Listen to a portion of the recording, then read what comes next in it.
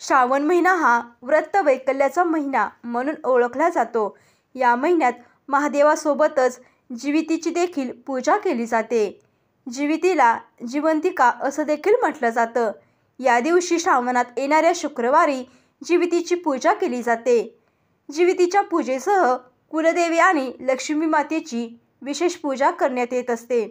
ही पूजा संततीच्या रक्षणासाठी केली जाते।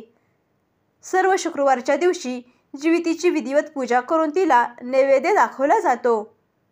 श्रावण महिन्यात जिवितीची पूजा कशी करावी आणि काय करावे, त्याचप्रमाणे त्याचे महत्त्व काय आहे, हे आपण आजच्या या व्हिडिओमध्ये पाहणार आहोत।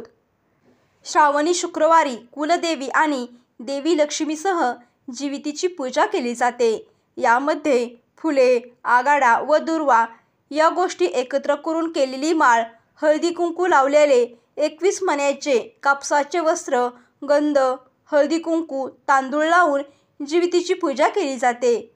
त्यासोबतच पूर्णाचे 5, 7 किंवा 9 असे दिवे करून लक्ष्मी मातेची व जिवितीची आरती म्हटली जाते। विड्याच्या पानाबरोबर सुपारी व फळे ठेवून दूध, साखर आणि चणे फुटाण्याचा नैवेद्य दाखवला जातो।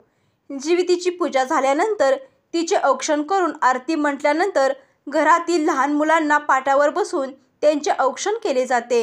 त्यांच्या कल्याणासाठी आणि दीर्घायुष्यासाठी प्रार्थना केली जाते।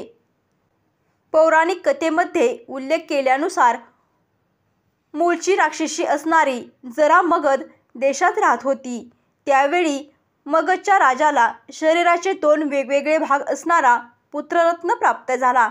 त्यामुळे जन्मताच त्याला राज्याबाहेर फेकण्यात आले। त्यावेळी जरा राक्षसीने त्या बाळाचे 2 वेगवेगळे भाग एकत्र करून त्या बाळाला पुन्हा जीवदान दिले, म्हणून ते बाळ जरासंध या नावाने ओळखले जाऊ लागले। यानंतर मगध राज्यात जरा राक्षसीचा महोत्सव केला गेला। तिला तेथील लोकांनी मुलांची आई समजू लागले। घरोघरी तिची पूजा होऊ लागली। जिवंतिका पूजनामुळे घरात आरोग्य, धन, सुख लाभते अशी मान्यता आहे।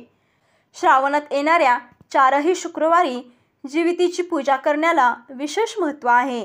जिवितीची ही पूजा मुलांच्या संरक्षणासाठी आणि दीर्घ आयुष्यासाठी केली जाते। श्रावण महिन्याची सुरुवात होताच देव्हाऱ्याजवळ किंवा एखाद्या पाटावर किंवा चौरंगावर जिवितीचे चित्र किंवा फोटो लावला जातो। याची दर शुक्रवारी पूजा केली जाते आणि देवीला नैवेद्य दाखवला जातो।